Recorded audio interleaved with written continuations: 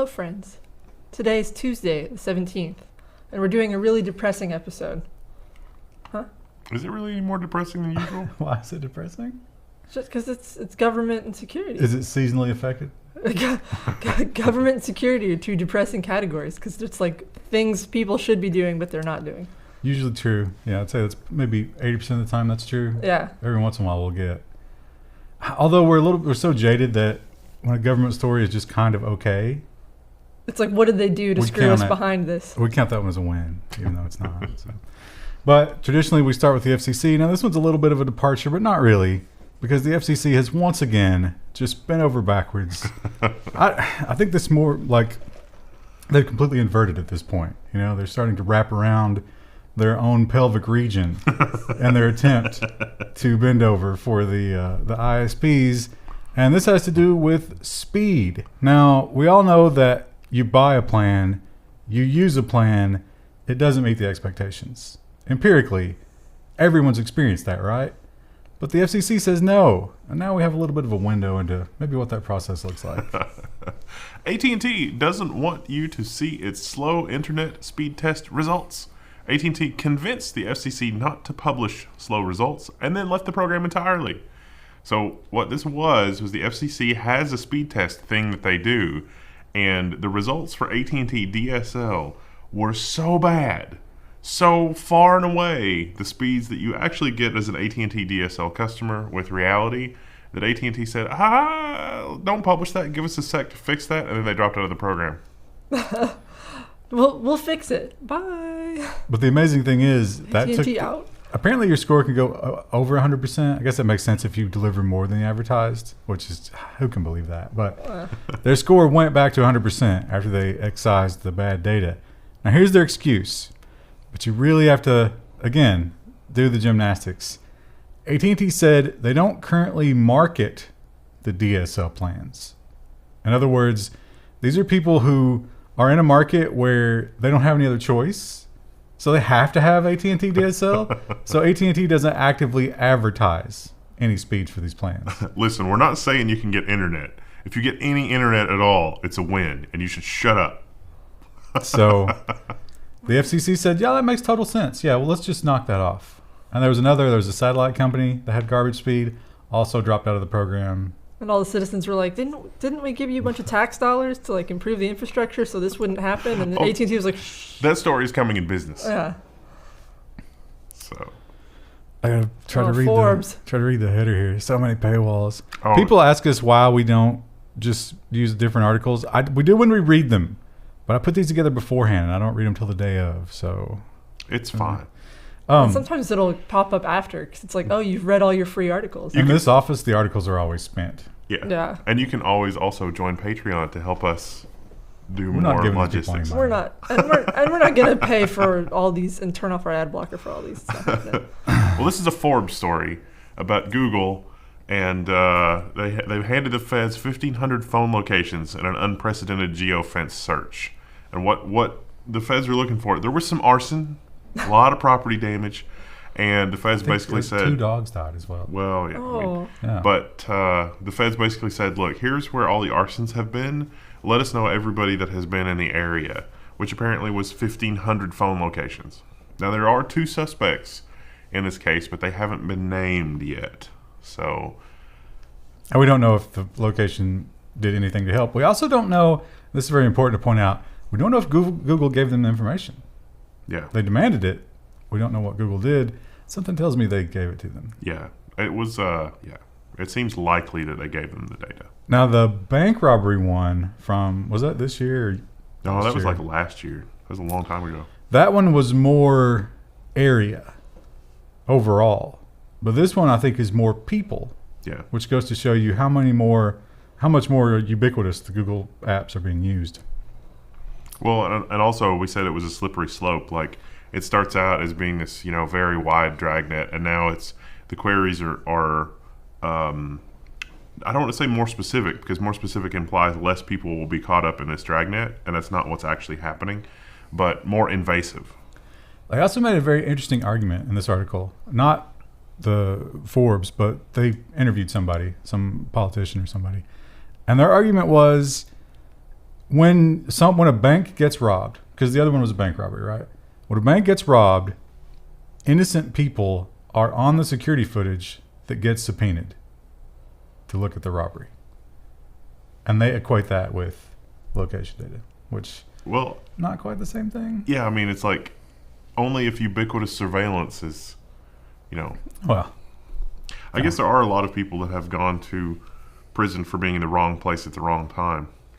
yeah. You can look forward to more of that in our future. Just don't go anywhere. That's the solution. Yeah. Well, you could presumably avoid walking into a bank, but with the location data stuff, how would you know what to avoid? Because you don't know where the crime is going to take place. So, over Thanksgiving, Google fired those 4 people. And the 4 people said they did this because we're unionizing and we're organizing and they don't want that. And Google said, no, it's because they're bad actors and they were looking up other people's information, which is against our policies. It's probably somewhere in the middle, right? They probably both did a little something wrong. But the government sees an opportunity once again to investigate the big tech companies, and they will not pass that up. CNBC reports that Google is under investigation for the Thanksgiving 4 firings, allegedly discouraging unions. Discouraging unions is probably one side effect of this, whether intended or unintended, so it'll be interesting to watch what the conclusions of this investigation are. Now, you might be thinking, hang on there. How is Walmart getting away with this? Because they are just like really upfront with their union busting and stuff like that. Well, Google's in California, and California has those crazy socialist rules about this kind of thing. They are very super union friendly, so it's easy to violate those things. Whoops. Where's Walmart based in? Is it Arkansas? Is it Alabama maybe? Alabama, taking the heat. I think you're right. It's Arkansas. It might be Arkansas. Bentonville. Why do you know that? The Waltons. What part of the vault in your brain contains that information? They had a really nice. They had one of the first very nice massive computer systems. They had Amazon AWS levels of computational resources at an unmarked facility before anybody else. Got to roll back those prices. Got to make sure that the vendors get the minimum amount possible for their products. Yeah. Pass the savings on to you. Your product is known for being awesome. This is how it's going to go down. It's like, wait, I haven't agreed to this. No. I don't think Walmart cares if your product's awesome. I think they just sell it if it's cheap. Yeah. Or they can force you to sell it for cheaper. Yeah. It's an interesting business model, which Amazon has now perfected beyond Walmart and will crush them, which there's a little bit of poetic justice there, but probably bad for consumers, right? Yeah, definitely bad for consumers. Stingray. When I say the word stingray, you might think of that horrible animal that killed Steve Irwin. Yeah. One of the greatest men of our generation. You might think of a super cool car that awesome people drive. You might think of a horrible spying device. And that's what we're talking about here. The ACLU has sued Homeland Security agencies over phone spying practices. The suit calls on 2 border control and immigration agencies to reveal how they use a controversial gadget that poses as a cell tower to suck up data. The theme of this week's news is basically those innocent people on their surveillance footage, except in this case, your phone is connecting to this and sharing a lot of data with a fake cell phone tower that then connects you to the real one. So this enables man-in-the-middle attacks and a really fairly insidious level of surveillance. So the ACLU filed freedom of information with both of these government agencies, and they said, show us how you've used stingrays in the past year. And they both agencies returned with no results found. But open court records show that they did use them to deport some people. So, Oops. Somebody's lying there. Hopefully we'll find out. I'm sure it'll be terrifying.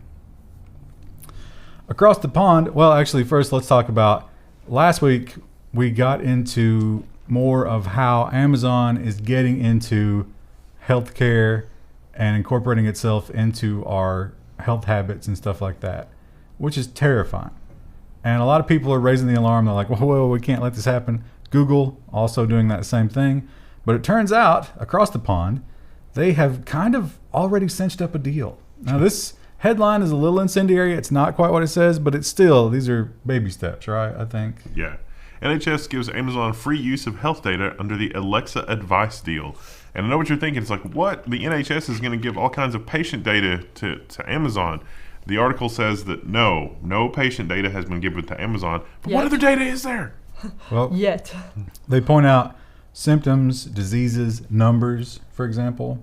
So if you know how many people have chlamydia, for example, then maybe you can advertise accordingly. I'm really disturbed that Alexa is going to offer medical advice. It's like, are you feeling depressed? Would you like some happy pills? Sure, why not? And they actually made the comment that was going to take the load off the overloaded socialist healthcare system. That's like, Are you really going to trust a little robot like that to... you know what else would take the load off of? Just telling people not to come. Because that's basically what you're doing. I don't understand why they don't, like, do we need Alexa? Okay, like, Sudafed is hard to get. Just make Alexa control the Sudafed then finally. But also things like, you know, prescription eye stuff, things that require prescription that probably shouldn't, you could just, okay. Is that the case in the UK? I know here it is, like, you have to have a prescription to get your contacts, but... I don't know. It's messed up. I imagine that people in the UK are just as excited about opiates as we are, right? Well, okay, so that kind of stuff should be protected by prescription, but there's far too many things that are prescription only that just don't need to be. After hearing, so I have a slightly different perspective on the eye thing. My aunt is an optician, and after hearing horror story after horror story of people who buy the cheap Halloween contacts and like the nasty funk they get in their eyes that she then has to deal with, and she's like, "Where did you get these?" And they're like, "I just bought them online." And then she's like, "Yeah, you have an eye infection." No, I mean, Isn't pink eye like... people should know, just don't put stuff in your eyes. And yet, But I want to look like a cat. yeah. Every year she says she hates it. Like that month she hates. Here in the U.S., the new political paradigm is for one side to call the other side racist and homophobes and fascists over basically anything. And I believe it has a very negative effect beyond the obvious in that it sort of desensitizes those words, right? So if I call you a fascist and you're like, no, I don't believe that at all, then it takes away the meaning of that. It begins to tear it down. And perhaps that's why in Italy, they have a fascist political party, a legit one.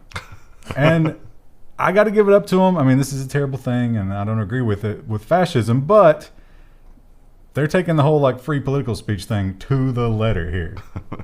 Italian court has ordered Facebook to reopen a neo-fascist party's page. So there's a neo-fascist party page on Facebook in Italy. That's okay there. Facebook is like, no, this is spreading hate. This goes against our policies, and we're going to take it down. And the Italian court said, no, can't do that. This kind of speech is protected here. You got to put it back up. So Facebook put it back up, but only in Italy. Also, interestingly, their Instagram page still blocked. I guess that would have to be a separate court case, right? Yeah. Until Facebook merges them. It's one-stop shopping after that. What is that flag? It looks like a turtle, doesn't it? I was thinking turtle. It's a turtle inside of a meatball. A turtle with some mouse cursors. That's definitely a turtle, right? Because there's a little tail. Yeah. Why does the turtle have mouse cursors on its back? I don't know what's going on there. I'm sure somebody in the comment section can point out why the turtle is the symbol of fascism. They should just go with Pepe. No, I thought Pepe was, wasn't that used in like Hong some, I was say, was it Hong Kong? Yeah. Yeah, Hong Kong took over Pepe. I kind of love that he's just been co-opted by literally every possible group, so he means nothing anymore. Well, that's the point. You can't just change the meaning of a word over and over and overuse it without kind of destroying it. Greece. So ever since the EU was incorporated and they brought Greece in, and that happened later, Greece has been basically just sucked dry by that evil financial union. Now, they cheated to get in. They used Goldman Sachs magical accounting to get into the EU. They had no business there. They were not rich enough to be in. And then they could never pay their debts. And it's just been snowballing and snowballing and snowballing. And that's why in Greece, they have insane taxation. It's crazy. They tax way more than people can afford because they're still trying to get themselves out of that hole. So what do you do in that situation? You use cash. What do you do if you're a Greek politician and you don't like people using cash? You outlaw cash. Oh, no. Greek are set to face heavy fines if they don't spend 30% of their income electronically. Users will be hit with a hefty fine if they do not spend almost a third of their income electronically in an unprecedented bid by the new government to stamp out rampant tax evasion. So let me get this straight. They tax you on the income you collect, and then as soon as you spend it, they tax you again?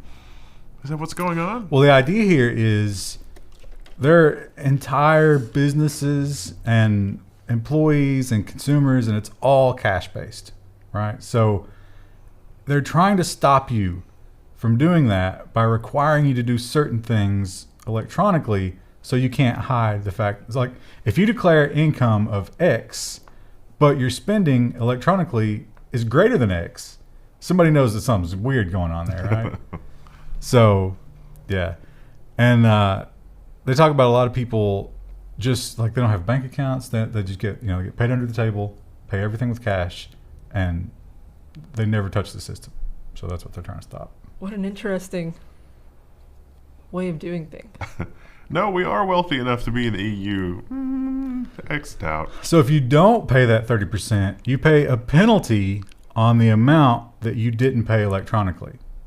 So I think they pointed out if you only paid, if it was like 10,000 that you didn't pay, that was the 10% of the 30, you'd owe like €400 at the end of the year. But I assume this is like based on your self-reported, like how much you made per year?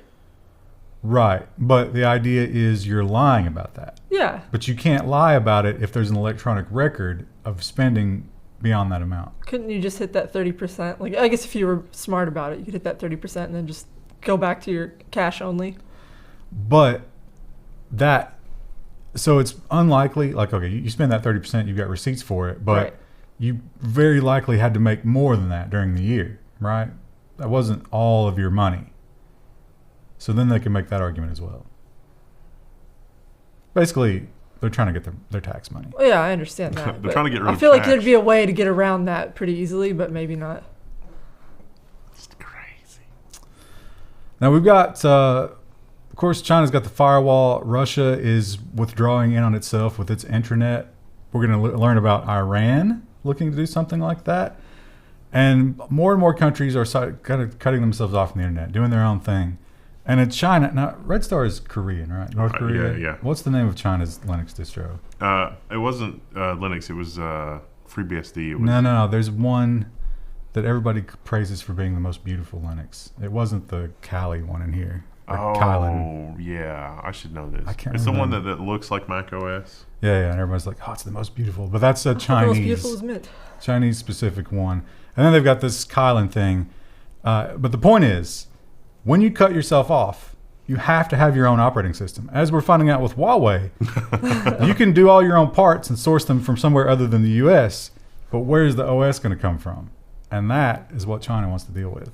Two of China's largest tech firms are uniting to create a new, quote-unquote, domestic OS. So CS2C and Kylan announced plans to develop a new Chinese operating system. Now, Kylan, as the operating system, never really took off. It was mostly FreeBSD anyway. They're going to team up and create a new OS. Probably they're just going to start with an open source OS because that makes sense. They have the source to Linux. They should just embrace Linux and run with it. This kind of a problem is an easy to solve problem. But they do point out that Kylan, when torn down by researchers, turned out to be about 99% FreeBSD. Yeah. So they kind of just went in there and changed some variables. I did that on a couple of my assignments in the computer science program. It was super effective. I wonder if this will change like the UX of things if they diverge enough eventually. I mean, right now they haven't, but Well, that's kind of already the case with all the various distros. yeah. They all have their own little quirks. But like, imagine, a world where China and Russia are like completely isolated, then like somehow, we all get back on the same thing, and then we look at their stuff and it's like, they've come up with these weird UX solutions we would have never thought about. I don't think so, because it's not like they're not going to know what else is out there. They're still going to be stealing from the best. I guess that's true. But it will be interesting to see. Now, you might be thinking, how many billions of dollars did they say they're going to commit to this? It was like $2 billion. It was a lot. And you might be thinking, why would they go to that expense when they, like you say, just use open source, right? Why not? Well, maybe this is why. China tells government offices to remove all foreign computer equipment. The directive is likely to be a blow to U.S. multinational companies like Dell, HP, and Microsoft. Now, this is a 3-year directive. By the end of 3 years, in all government offices, we want you to remove all foreign computer equipment. So this is really going to spur local Chinese manufacturers. This is going to be interesting. Look at him. I bet he just had a big pot of honey. He's so happy. I was just humming the Winnie the Pooh theme in my head. It's so funny to me that he gets upset by that. Because I don't see it. I don't think he looks like Winnie the Pooh. If I ever met him, I'd tell him, listen, dude. And just like, you'd be trying to say something nice, but because you said the words Winnie the Pooh, I'll just immediately execute. Right to the kidney candy. Yeah. So that'll be interesting. It's also interesting that article comes out on the heels of the whole Friday. They were talking about, we've got a deal with the trade war. But do we, though? Apparently not. In theory, wouldn't it be better for the environment if we all started manufacturing things in-house anyway? No. Some of those... some things. Some things require so many pollutants and toxins that you can only just... Like, you'd have to designate somewhere on Earth that is just going to be ruined forever. But she's talking about the global environment, right? Yeah. So, like, in theory, like, for things that you can, wouldn't it be better to manufacture in your country? I mean, we are doing what you're saying. Yeah. And that place is China. Yeah. That's our dumping ground. I'm saying maybe it would be better if we started, manufacturing some things. You would remove the transportation. So I think overall, yeah, it'd probably be better. Yeah. But the thing about it is, we have...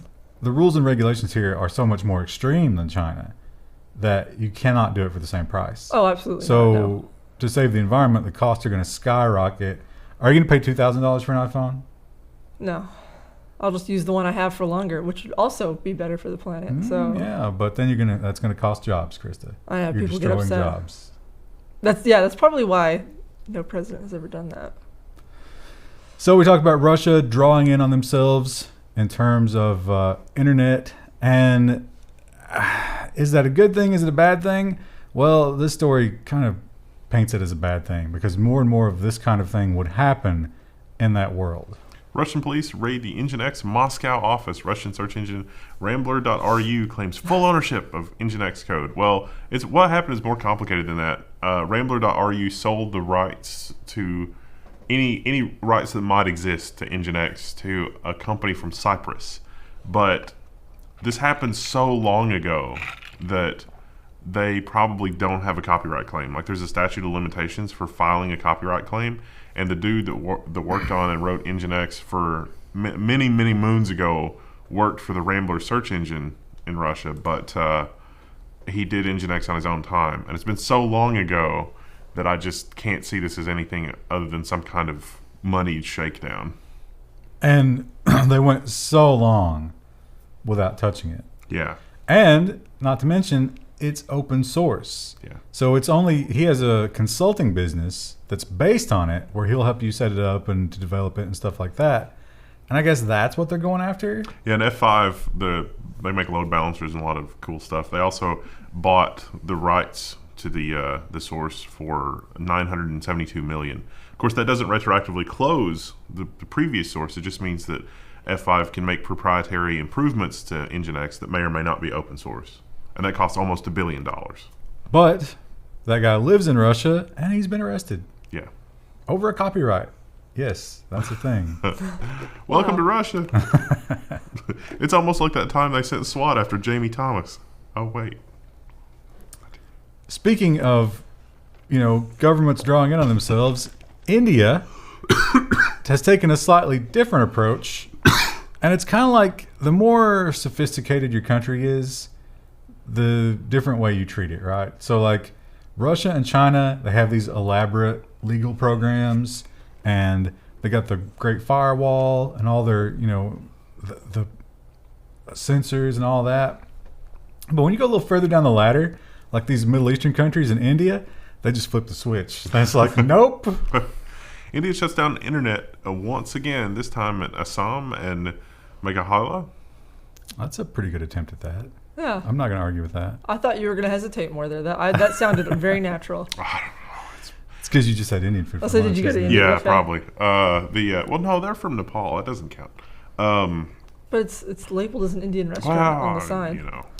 We should boycott that place now. I think it's really interesting. There's a lot of people that are really upset, but I think it's really interesting what they're upset about. So if you are if I understand the article correctly, if you're a Muslim minority in neighboring countries like Pakistan, India is offering you a path to citizenship in India, and you move there. There's immigration. But if you're already one of those minorities living in India, you're SOL. Right. And India doesn't have a great track record of how they've treated those people. That's pretty well documented. Well, I can understand why they're upset. So, yeah, they found that out, and there might have been some Molotovs thrown. Might have burned a car or two. A couple couches. And so they sent in the military and, more importantly, turned off the internet. I don't understand why, as a leader of the country, that you would deliberately have an oversight like that. They really don't like these people. Well, why would you give the other people a path to citizenship and not the ones that are already there? I don't know. It's this whole, everybody wants that, and I'm not sure why. I don't know what the end game is there. But that was like the big EU thing. That's why you have a fascist party in Italy, is because people don't want that, and yet the powers that be insist on it. It's weird though, because there's not equal access to the path to citizenship. That just seems arbitrary, capricious. They really, really don't like these people. That's like the Chinese with their Uyghur population. Is it that if the new people come in and we train them correctly, they'll be better than the people that are already here? Is that the reasoning? Except Germany is a case study there. Maybe they pay more taxes or something? I'm not sure. So they're like, let's just invite more of those people over and then we can extort them for more money? I don't... Because they're afraid of being deported? Why is turning off the internet the go-to thing? Are we doing as much... You can't discuss it. Are we doing as much for the Native Americans as we are the incoming immigrants right now? Oh, yeah. The other thing that India did that people were a little upset about is they introduced a new data protection law, which you're thinking, wait, why would they be pissed about a data protection law? That's a good thing, right? I mean, you're always talking about California and GDPR in a good light, but there is one major exception to the Indian one. I mean, it's a big one. India proposes new rules to access its citizens' data. So there's all kinds of GDPR protection you have to opt in, blah, blah, except for the government gets everything. Sounds fair. All right. Not only does the government get everything, but these companies that are required to protect the data from everybody else are required to proactively send the data to the government. Man, can you imagine sending all the tracking scripts data to the government? I mean, it would just be... That could be like a malicious compliance thing, right? Yeah. It's like, here comes the fire hose. Good luck with it. We're going to need you to subsidize our data plan because we're over the cap. We're generating 500 gigabytes a day from Grandma's Cookie Recipes website. What is it doing? Oh, it's every time the mouse cursor changes coordinates, it generates a new tracking event. That's weird. And add another one to the list when it comes to countries. This was a great block of this week. I'm not sure why, but this week, all of this was reported. So add another one to the list in terms of countries that don't want to be on the internet. Ultimately, that's what they don't want. They don't want to be on the internet. It's a problem, so they withdraw into them, whatever. I can't. Iran's internet freedom is on life support. The country's president warns that a state-controlled intranet is going to replace the internet. It's like, don't worry, we're going to still allow you to connect your computers to each other, but you getting on the internet, connecting to people outside the country, no, it's just too dangerous. I'd like to hear Ryan try to say that sentence again now that he's had a drink of water. No. The other thing that people obviously point out here is that intranet will connect through the government, who will look at everything. Now, in every case here, in India, in Iran, in Russia, the UN has actually popped up in each one of these cases to say, hey, by the way, guys, this is a human rights violation. You should not be doing this. I don't think Russia's in the UN, are they? Iran's definitely not. Well, I mean, the UN can still condemn it. Oh, no. Yeah, that's how Please, not that. Is it this like World War II? It's like the UN. It's like, you shouldn't be doing this. And meh. Oh, no. Whoops, we did it anyway. Do we have a UN during World War II? No, it was the League of Nations. Yeah, right? It was the League of Nations, yeah. UN is nonsense. We should not depend on them for anything. On to security news. And we've got some interesting stuff in security this week, Krista. Don't put it down. But the first one's not that exciting. So, Mozilla, we've learned about all kinds of browser plugins that are doing nefarious things. And it's just over and over. We hear about it. It affects both Chrome and Firefox and some of the other obscure browsers, mostly those two, though. And Mozilla's putting their foot down. They're saying, we got to put a stop to this. Mozilla to force all add-on devs to use two-factor to prevent supply chain attacks. New rule to enter into effect next year, starting in 2020. So you got to read between the lines here a little bit, though, because we talked about browser plugins being acquired. Like, say you develop like a bookmark widget, and it's just you, and it's pretty cool, and then it takes off, and all of a sudden millions of people are using it, and it's like, this is kind of a strain. Somebody comes in and says, hey, I'll buy that from you for $10,000. So, that sounds amazing. I'll sell that. Then it'll be somebody else's problem. And then it gets loaded with malware. And then you have a bunch of people really upset. Yeah, Mozilla and other people are like breathing down your neck. And so is it a supply chain attack, or is it also chain of responsibility? Turns out it's a little of both. Also, the poison library. Yeah. Which isn't going to help anything here. I mean, you do that one on purpose. You don't know it, but two-factor ain't going to stop it. So I guess it's a good idea, though.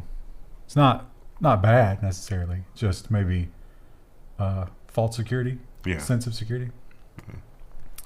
Now, when we talk about Iran, and I should have led with this, why all of a sudden do they want their own internet?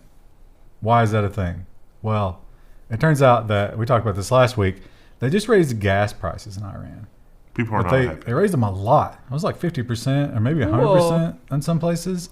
And traditionally, because they're sitting on a giant bowl of dead dinosaurs, they don't have to worry about that. So it's something that people sort of took for granted, and it was yanked out from under them, and they set some things on fire. Some of those things were banks. Iran banks burned, then the customer accounts were exposed online. The details of millions of Iranian bank cards were published online after anti-government protests last month. Experts suspect a state-sponsored cyber attack. So there's two parts of this. One, the accounts were exposed online and blah, blah, blah. But two, if you are in a country that is participating in Iranian sanctions and you do business with Iran directly or indirectly, you could get in serious, serious trouble. The exposure of some of this account information online is definitely going to lead to serious repercussions for people that were doing business with people in Iran. It seems like somebody tried to extort them with this data, but they didn't respond, so they just released it. Yeah. And maybe the bankers were like, oh man, if we burn the bank down, we can avoid this. They called up the government. They were like, raise the gas price 100%. We need a cover. There's always money in the banana stand. That's basically what happened. Yeah. Except they burned it, which is what happened in the show. That's the joke. So 23andMe and GEDmatch and all these genetic companies. Actually, Krista, hubby exposed to us that his brother did that, and he was furious. Oh, man. So guess what? He's going to be doing some time for those horrible things he did as a teenager. And that is the risk, right? You don't have to turn yourself in. Just some relative of yours can go and do it, and all of a sudden you're exposed because your DNA is almost exactly the same as theirs. Any kids we have will now be part of that, too. Wow. Tough. So the thing about it is, these companies, some of them said, all right, please don't boycott us. We're going to stop doing business with law enforcement. And presumably when they stop doing that, they stop making all that extra money. So one of them had to be acquired. And the company that acquired it is terrifying. Genetic database that identified the Golden State Killer has been acquired by a crime scene DNA company. New owners, however, promise privacy for users who don't want their data used by law enforcement. Oh, I'm sure. Isn't this like the Red Cross being acquired by like the International Vampire Association? We promise not to drink all that blood. That delicious, sweet, succulent blood sitting in the blood bank. So I guess this company cleans crime scenes and sweeps DNA from them and then catalogs it and sells it. So now they have two data sets, but they assure us that the GEDmatch set will only be shared if you flagged it that you want to be shared. What an amazing, like, hey, did you know that your DNA is a direct ancestor of unknown DNA that was found at the crime scenes of Jack the Ripper? Oh. Or whatever the contemporary version of that is. That would be, yeah. Yeah, so that's terrifying. So seriously, if you're giving those out for Christmas, just stop. Think about the repercussions of it. Just stop. It's still better than a Ring doorbell. Well, It is, yeah. Like you have true. to pick the lesser of two evils, I guess, do the 23andMe, but We should do, like, we did the Christmas gift lineup. We should do, like, the worst Christmas gifts of 2019. that would be such a huge list, though. Yeah. yeah. So, and also, some people might be thinking, hey, I would like to know if there's a serial killer in the family. You know? Didn't his family, like the guy was so old, the Golden State Killer, Yeah. that like he actually had a family and they were all like horrified because they had I no think idea. They were probably post-killings, right? Yeah. Well, I think they did the math and his daughters were young, like around the time he stopped. So probably like one or 2 years old. They said when his like last kill. And the family will have to also live with the knowledge that, like, whatever void that he had that compelled him to kill was filled by them. So Well, I think more worrying than that for them is like everybody in town looks at them now. Oh, and yeah. So it's sees like, the killer. oh, your dad was that horrible murder Yeah, rapist you're guy. checking huh? out at the grocery store. I think we and- should write to our senators and get federal law changed. Those people should be eligible for witness protection from now until the end of time. I don't- Because that's The kids maybe, but the wife, she has such bad choice in mates. How do you? She should suffer. To be fair though, like I don't actually remember the name of any of them. I wouldn't recognize them if you pointed them out to me. I guess if you live in that town. If you lived here, you would. Yeah. yeah. It only takes one person figuring that out, and then you have to move. So witness protection is the only kind of It's like, infrastructure Her we dad's a have. serial killer. It's like the sex offender registry. Except you don't have to tell your neighbors up front. Well, speaking of horrible acquisitions, This is so weird. and this is a great case study because like that company bought GEDmatch and they're like, no, seriously, we would never do this. Well, remember Oculus? When they got purchased by Facebook, Facebook was like, we're not going to incorporate this into Facebook. You guys are crazy. What are we going to do? Use it to advertise to you? God, conspiracy theorists. If logged into Facebook, Oculus VR data will now be used for ads. Yes, that's right. Your Oculus VR headset data, your games, your usage patterns, all that stuff, that's going right into your advertising profile. I noticed that they Yay, play late at Facebook. night a lot. Let's offer them a sleep study clinic. So not only that, but there are certain things on the Oculus. I think there's some kind of like community app or something they talked about. And there is a gate for a real Facebook account. And they claim it's to keep the trolls out because they want the real name policy and stuff like that. So, yeah, you can opt out of it, but there are some things you can't do without the real name. It dovetails really nice with this story, but it's still developing at the time we're shooting this, so this will probably be a story for next week. But the more stuff came out from Cambridge Analytica, and it turns out that like the Facebook data wasn't the basis for that. It was people's credit scores. So they had all of their credit card purchase history and then voter data, and then Facebook was layered on top of that. And so can you imagine, like, there's still a Cambridge Analytica out there. It just hasn't been discovered that has the same credit card data and voter data and Facebook data, probably Facebook itself, and now your VR data on top of that. And VR data, you might be thinking, well, what is that? What are you going to know from that? That I bought some games. But the fact that you have enough money to get a VR, that tells them something. Yeah. The fact that you are technologically advanced to hook it up and use it, that tells them something. You have How a big in enough shape you are? home. You have a big enough home to have space to put up a VR. They can tell it's like if your Beat Saber score is super low, they're like, oh, hand-eye coordination is just in the tank here. Don't give them a car loan. They're going to wreck it. When it Advertise comes, Tesla. so what? So they should advertise Tesla to you because then it drives itself. Except it's not good at it. That's fine though. Just advertise it. Just needs a little Get more paid. practice. Just get paid. When it comes to security research, security researchers are good at two things: hyping a story beyond the risk that it actually is, and coming up with amazing names. Plundervolt. attack impacts Intel CPUs. Another week goes by. There's another. Poor Intel. This vulnerability is a little bit of a nothing burger. What it does, it has to do with software guard, SGX, cool and you're supposed to be able to do encryption securely in the processor and not actually extract the data. But it turns out if you abuse the power management features of the CPU to undervolt it opportunistically, that you'll introduce corruptions in the computations that happen in the SGX extension. The problem is that SGX has already been pretty thoroughly hacked anyway before now.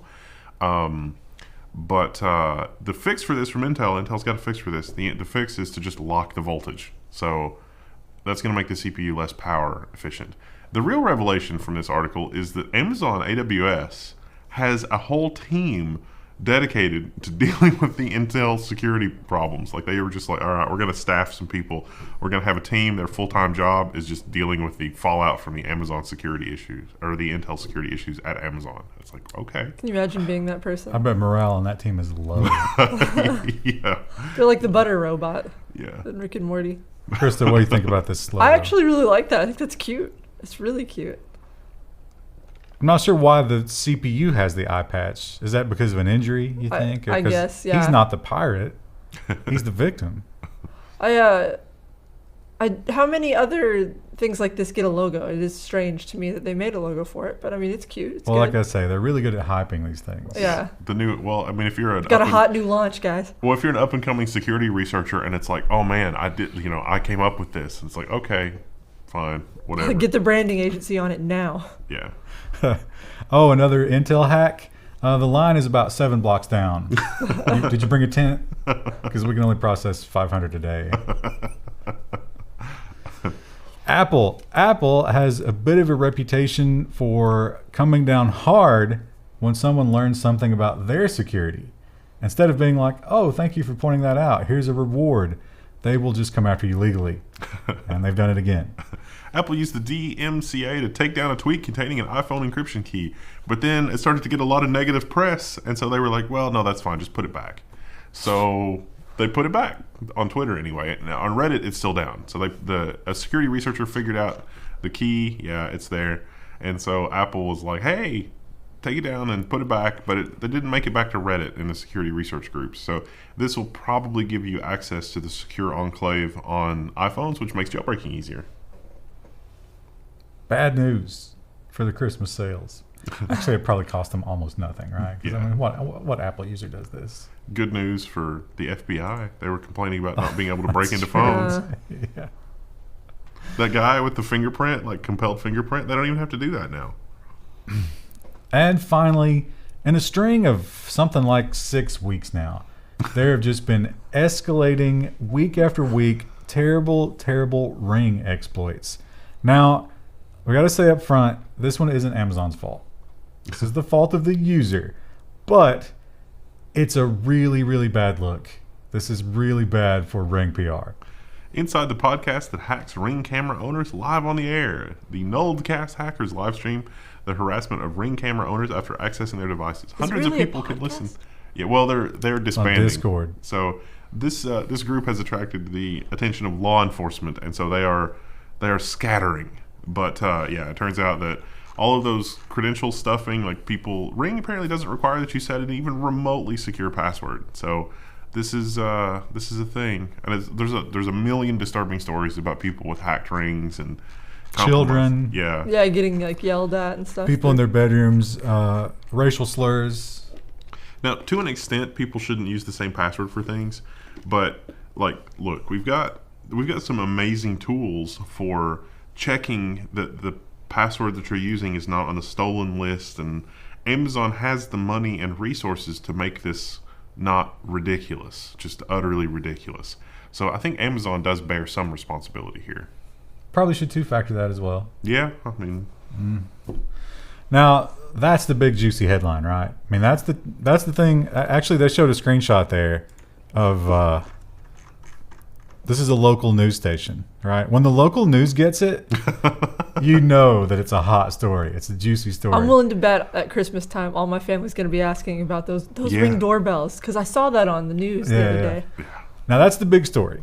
But the more terrifying story is going to go under the radar because of that story. Yeah. Because that one, if you have a good password policy, you're not really at risk. Those guys weren't quote unquote hackers.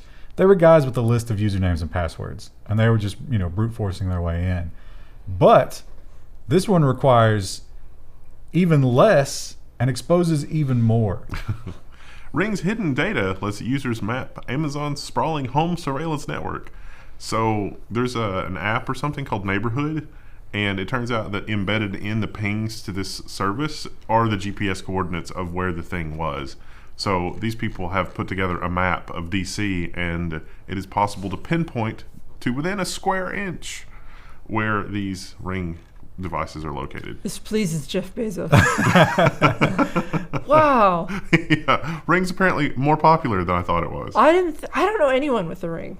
Yeah, but this is a suburban hell. Yeah. Because look at these little squares everywhere. Yeah. So the neighborhood program is the law enforcement program. So if you agree to let your Ring be used for the community watch type thing that they set up, then every time that happens, and so like you can log into neighborhoods and you can look at posts that are coming from people's Rings, and inside those posts, inside the metadata, is the location, the exact location.